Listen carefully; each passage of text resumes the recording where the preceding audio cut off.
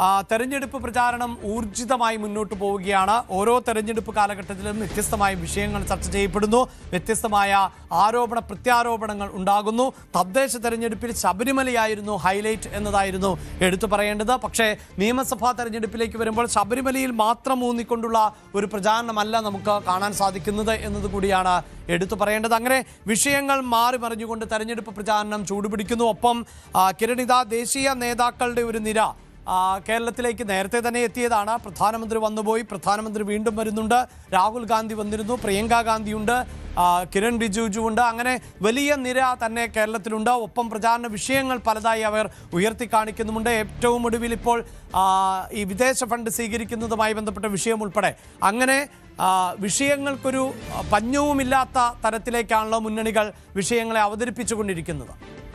അഭിലാഷ്, അത് പ്രധാനപ്പെട്ട രണ്ട് വിഷയങ്ങളാണ് അഭിലാഷ് ചൂണ്ടിക്കാണിച്ചത്. ഒന്ന് ശബരിമല വിഷയം, മറ്റ് FCRA വിഷയം.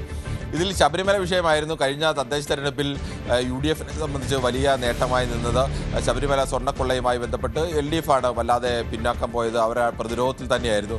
പക്ഷേ ഇക്കുറി എന്തുകൊണ്ടോ UDF ആ മട്ടിലേക്ക് ശബരിമല വിഷയത്തെ മുന്നോട്ട് കൊണ്ടുപോകാൻ കഴിഞ്ഞില്ല. എന്ന് മാത്രമല്ല, സർക്കാർ യഥാർത്ഥത്തിൽ സർക്കാരിൻ്റെ നവോത്ഥാന നിലപാടുകളൊക്കെ വിട്ട് ഞങ്ങൾ നവോത്ഥാനത്തിനൊപ്പമല്ല ആചാരത്തിനൊപ്പമാണ്, ഇത്രയും കാലം സർക്കാരും പിണറായി വിജയനും CPM ഒക്കെ ഉയർത്തിപ്പിടിച്ച സർവ്വ നിലപാടുകളിലും നേരെ മലക്കം മറിഞ്ഞ് ഞങ്ങൾ നവോത്ഥാന നിലപാടൊക്കെ അല്ല ഞങ്ങളുടേത് എന്ന്, നവോത്ഥാന നിലപാടല്ല ഞങ്ങളുടേതെന്ന് വാക്ക് പറഞ്ഞില്ല എന്ന് മാത്രമേ ഉള്ളൂ.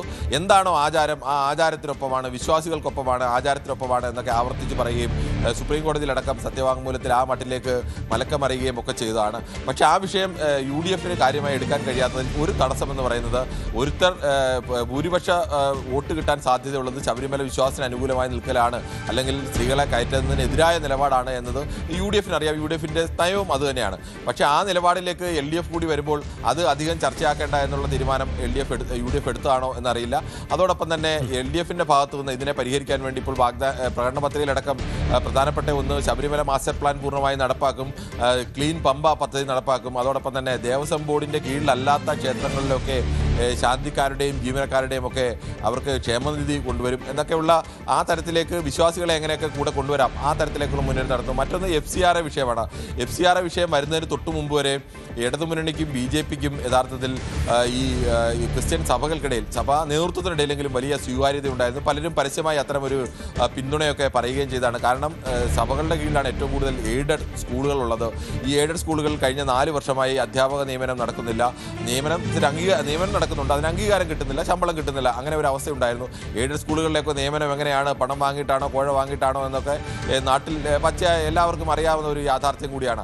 അത്തരം നിയമനങ്ങൾ 14,000-ഓളം വരുന്ന ആളുകളുടെ നിയമനങ്ങൾ അവിടെ പെൻഡിങ്ങായി നിൽക്കുമ്പോൾ സർക്കാർ അവസാന നിമിഷം അതെല്ലാം കൂടി ഒരുമിച്ച് അംഗീകരിച്ചു കൊടുക്കുന്ന ഒരു നിലപാടിലേക്ക് വരുന്നു. അത് സഭകൾക്കുണ്ടാക്കിയ സാമ്പത്തികമായ ഒരു വലിയ നേട്ടമുണ്ട്.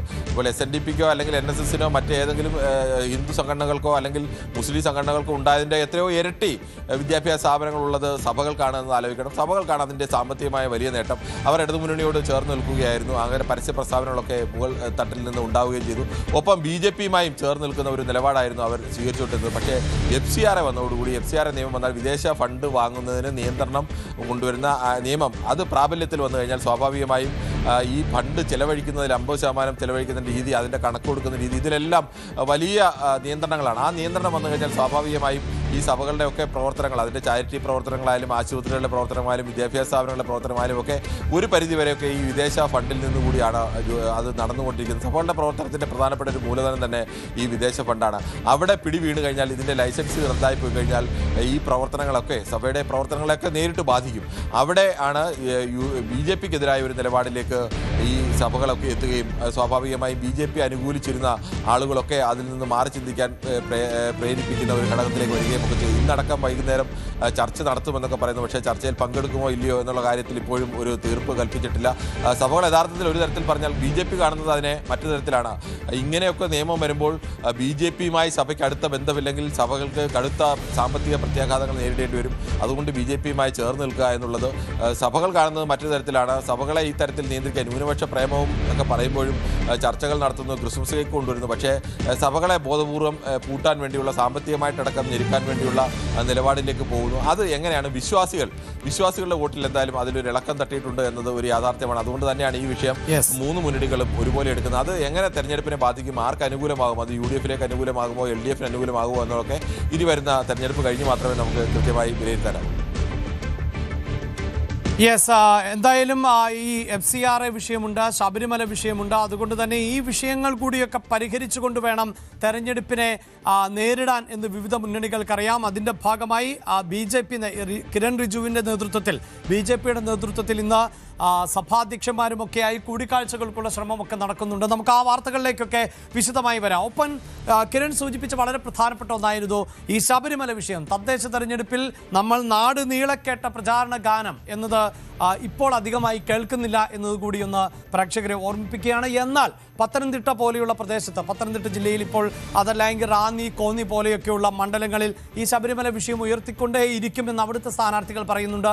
അതോടൊപ്പം തന്നെ രാഹുൽ ഗാന്ധി കേരളത്തിലേക്ക് എത്തിയപ്പോൾ അദ്ദേഹം ഈ വിഷയം ഉന്നയിക്കുകയും ഒക്കെ ചെയ്ത സാഹചര്യമുണ്ട്.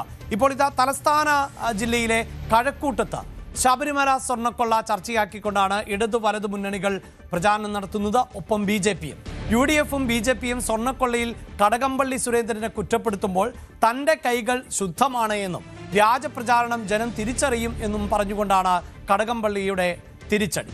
CPIM-ഉം BJPയുമായി ശക്തമായ പോരാട്ടം നടക്കുന്ന മണ്ഡലത്തിൽ നില മെച്ചപ്പെടുത്താൻ UDF-ഉം കിണഞ്ഞു പരിശ്രമിക്കുകയാണ്.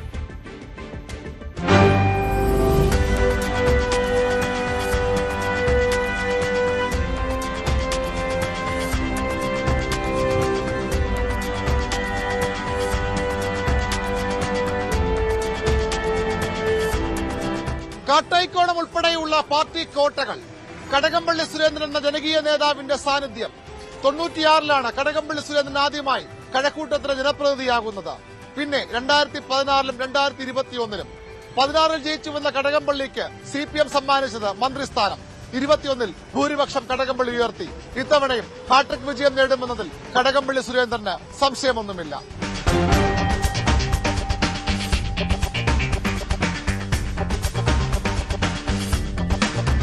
സാധാരണഗതിയിൽ UDF-ൽ നിന്നും BJP-യിൽ നിന്നാണ് ശബരിമല ഞാൻ പ്രതീക്ഷിച്ചത്. പക്ഷെ അങ്ങ് എല്ലായിടും പ്രസംഗിക്കുമ്പോഴും ആദ്യം പറയുന്നത് ശബരിമലയാണ്. എന്താണ് അത്ര ആത്മവിശ്വാസത്തിന് കാരണം? അല്ല, നമ്മുടെ കൈകൾ ശുദ്ധമല്ലേ? ആ കാലത്ത് ദേവസ്വം മന്ത്രിയായിരുന്നു എന്നുള്ളതല്ലാതെ നമുക്ക് ശബരിമലയുമായിട്ട് വേറെന്താ ബന്ധം? അവര് വളരെ ബോധപൂർവം എന്നെ കൂടെ അതിൽ പെടുത്താൻ വേണ്ടി, അല്ലെങ്കിൽ എന്നെ അപമാനിക്കാൻ വേണ്ടി അവർ ശ്രമിക്കുകയാണ്. അവരെന്നെ ഒരു വലിയ ശത്രുവായിട്ട് കാണുകയാണ്. ആ ശത്രുവായിട്ട് കണ്ടുകൊണ്ട് എന്നെ അങ്ങനെ ഒന്ന് മോശമാക്കാൻ വേണ്ടി പറ്റുമോ? അത് ഇത് പറഞ്ഞാൽ മോശമാക്കാൻ പറ്റുമോ? അങ്ങനെ അവർ ശ്രമിക്കുന്നതാണ്. അതിനുള്ള മറുപടിയാണ് ഞാൻ പറയുന്നത്. ജനങ്ങൾക്ക് നല്ല ബോധ്യമാണ് ഞാൻ പറയുന്ന മറുപടി.